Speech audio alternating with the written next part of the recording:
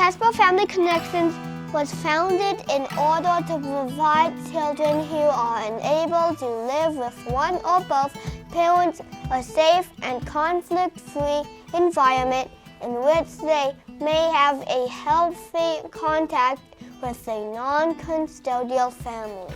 I'm Carlia Coulter, the director of Casper Family Connections. We are the only supervised visitation center in Casper. One thing we do different is we audio and video record the visits. And we also have a visitation specialist who watches the visits live. With the visitation specialist watching, they sit outside of the room, so the families are really able to focus on each other and not have the feeling of being supervised. Which creates more of a normal environment for the kids.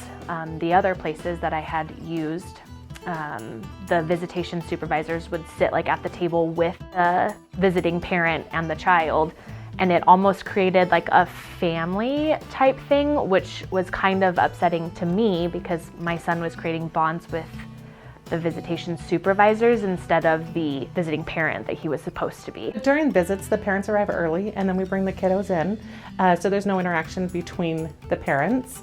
Kiddos are excited. They run in, jump into their parents' arms. When I was doing the visitation, I had a restraining order, which made it to where I could drop off, but we had to do things at separate times. I had to make sure that we never crossed paths, and that was for everybody's safety, not just mine, but the whole group needed to be safe. And the other facilities that I had, I would often walk in and he would be right in the living room waiting for me, and for me that would set my anxiety through the roof, and then that would create anxiety for my son, and then they would just never go as well. We try to set up our environment so it's home-like, so they want to come here. We have toys and books and games, so they have plenty of activities to do. During reunification, it's really important to focus on that continued bond. Without being in the home, the children need to have those visits. So as often as we can get them together is the best. So with our home-like environment that we try to set up for our parents, we have a lot of kids that come in and ask the parents if they live here, where they sleep, and they really do feel like this is their parents' new homes. Lots of times the parents come from difficult backgrounds where they did not have those good parental role models. So coming here, part of what we do is help them gain confidence in parenting. They have really given me good advice because I'm a first-time mom. So I would have never known there's different stages to nipples. Oh, here's stage 1, stage 2, stage 3, and 4. And I guess it's the flow of the bottle. I would have never known that.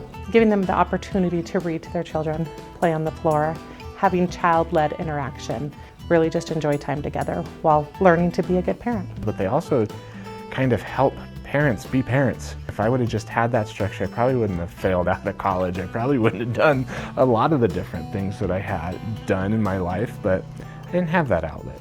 When we're talking about growing as a community, and community is basically, all of us together moving forward, and we want to watch out for our fellow peer.